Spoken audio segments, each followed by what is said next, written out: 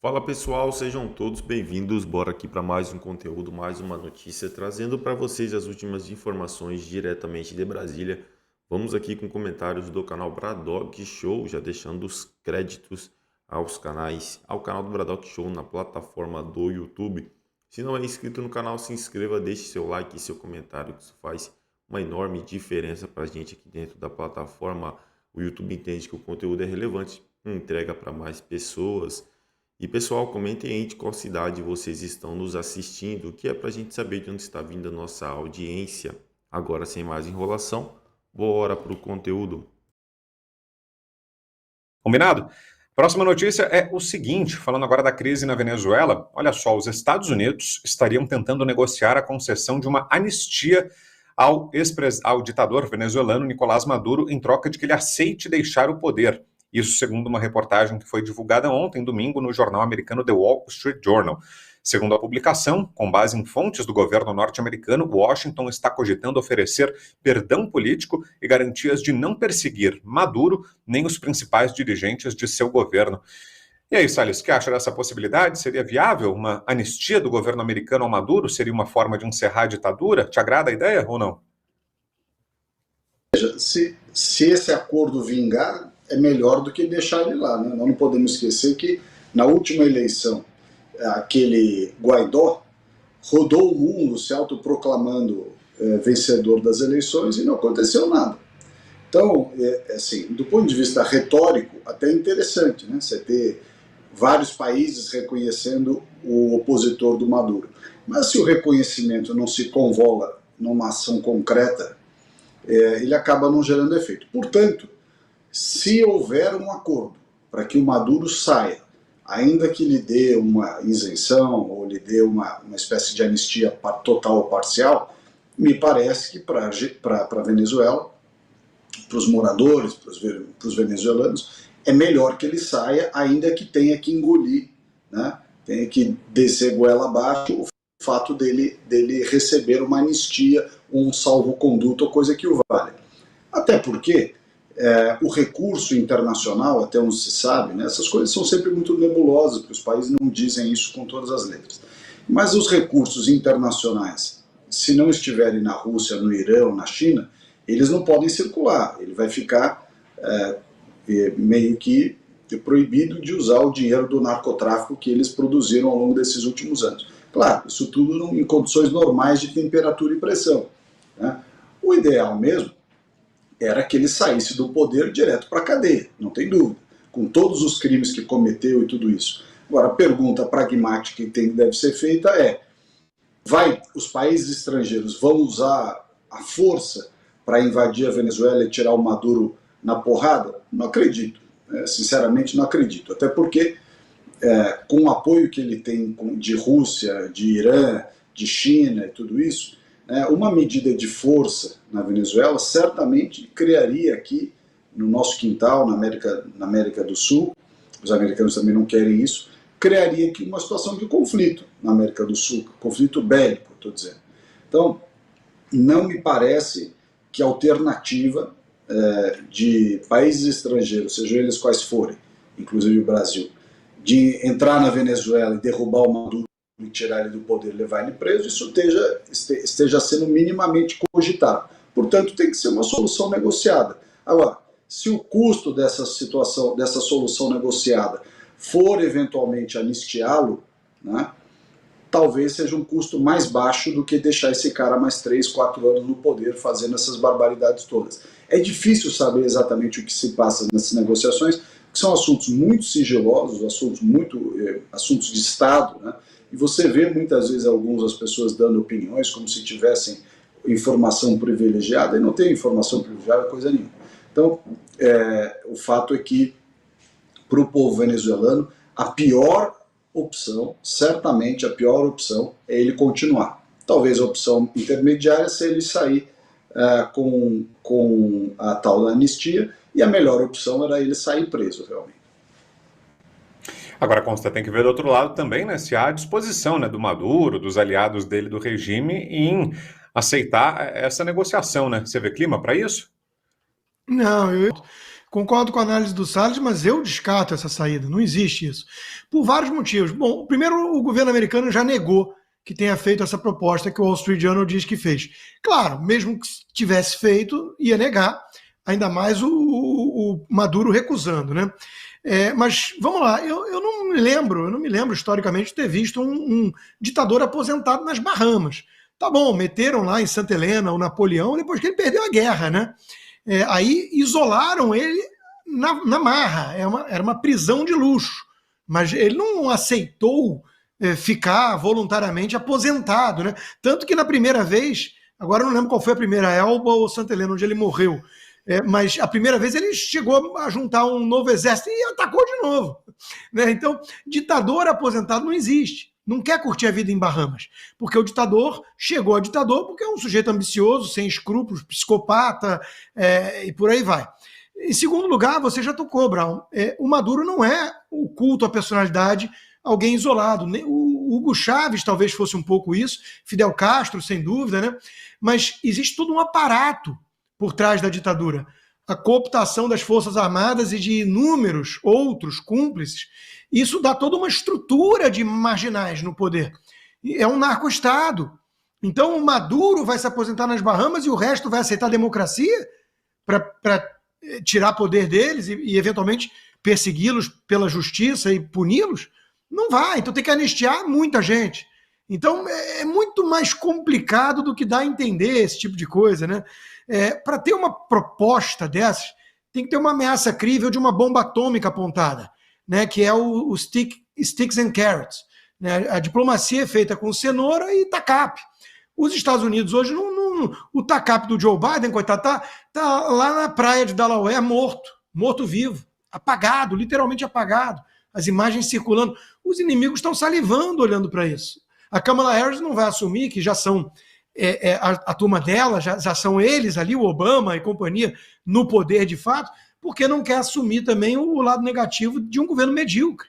Então, mantém o morto-vivo ao custo de sacrificar a nação mais poderosa do mundo perante o globo, perante os inimigos. Então, é um negócio sem precedentes o que está acontecendo no mundo hoje.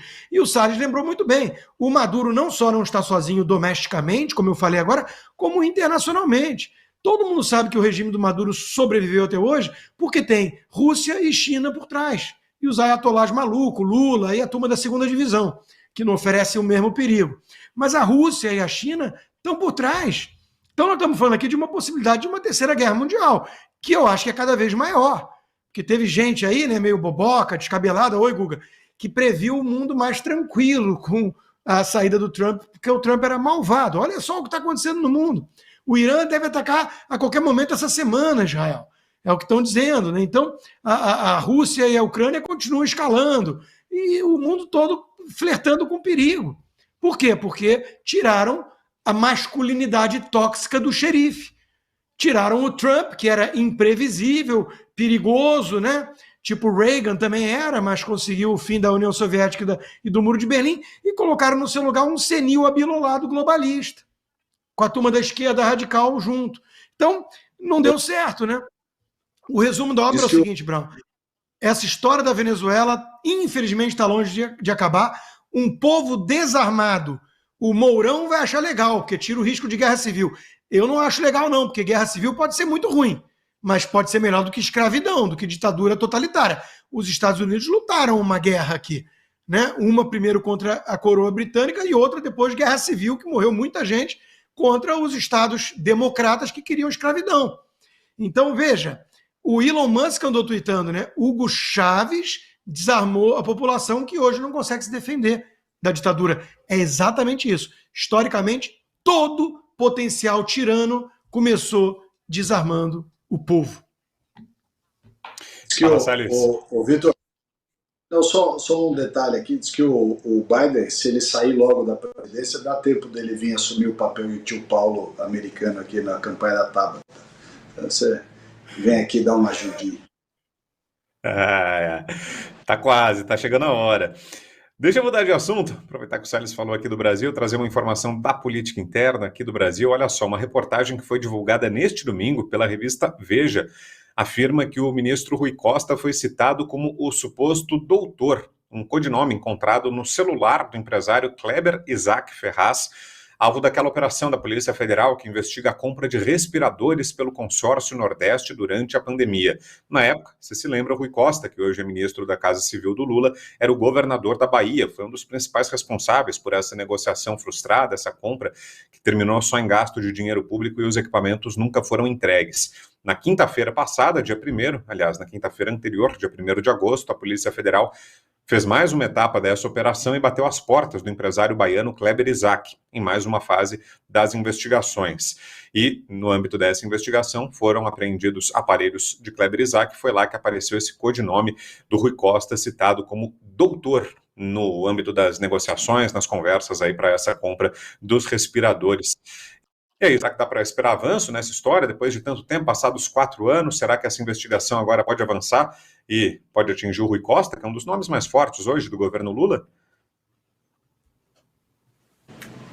Foi para o Salles ou para mim, que eu não entendi o nome? Era para o Salles. Desculpa, eu não vi que você tinha perguntado para mim, eu fiquei quieto aqui. Mas é o seguinte, o Rui Costa está enrolado nesse negócio de respirador desde lá de trás. Aquele consórcio Nordeste, né, essa turma deitou e rolou na época da Covid. Aliás, não foi só o consórcio Nordeste. Né? Se de um lado o governo do presidente Bolsonaro tomou uma atitude corretíssima de distribuir recursos para que prefeituras e governos de estado suprapartidariamente, né? O governo Bolsonaro, eu era governo, então assisti isso por dentro, o governo Bolsonaro não fez nenhum tipo de discriminação partidária, se era do partido A, se era do partido B, não importa o estado, não importa o município. Agiu muito bem ao fazer isso. Do outro lado do balcão, os que receberam esses recursos super abundantes, né? Abundantes, que diziam que nunca tinham visto tanto dinheiro, prefeituras saíram no buraco, né? As prefeituras ficaram com o caixa lotado até as tampas, né? E o pessoal saiu fazendo besteira. Teve gente que usou o dinheiro corretamente, não tem dúvida, mas teve muita gente, aliás não foi só no consórcio Nordeste, que saiu comprando, né, ventilador, aí, comprando aspirador de pó a preço de espaçonave. Esse dinheiro evaporou rapidamente nos cofres públicos, porque esse pessoal que contratou coisas fraudulentas, fez esquema e tudo mais, se beneficiou inclusive de um provimento dos órgãos de contas que atenuaram naquela época justamente a responsabilidade e o procedimento de prestação de contas, justamente para que pudesse haver a contratação rápida de tudo aquilo que era necessário, né? Desde... É isso aí, pessoal, e vamos aqui para mais uma notícia. Ex-ministro do STF diz que 8 de janeiro não foi ataque à democracia. Nelson Jobim enquadrou o episódio na capital federal como catarse da frustração. O ex-presidente do Supremo Tribunal Federal, Nelson Jobim, afirmou que os atos do 8 de janeiro não representam um atentado à democracia, mas sim uma frustração. Em entrevista à CNN, Jobim mencionou que os manifestantes que invadiram as sedes dos 3 poderes buscavam uma intervenção militar, o que não se concretizou, levando-os a uma sensação de frustração. Ele afirmou que o evento, muitas vezes tratado como uma tentativa de golpe, deve ser entendido como uma manifestação frustrada. As declarações de Jobim estão alinhadas com a visão de outros ex-ministros do STF. Marco Aurélio Melo, em entrevista ao podcast do Estadão, Marco Aurélio questionou a competência do Supremo para julgar os envolvidos nos atos do 8 de janeiro, classificando-os como arruaceiros e sugerindo que não houve uma tentativa real de golpe de Estado. Aurélio argumentou que esses indivíduos deveriam ser julgados em primeira instância, criticando as penas severas impostas pelo Supremo, que, segundo ele, extrapolaram o que é previsto no Código Penal. Ele reiterou essa posição em uma entrevista à Rede Vida. onde defendeu que os acusados têm direito ao juiz natural, ou seja, deveriam ser julgados por tribunais de primeira instância, com possibilidade de recurso, em vez de serem condenados diretamente pelo Supremo Tribunal Federal. É isso aí, pessoal. Agradeço a vocês pela companhia. Se não é inscrito no canal, se inscreva, deixe seu like e seu comentário, que isso faz uma enorme diferença para a gente aqui dentro da plataforma. Desde já agradeço. Valeu.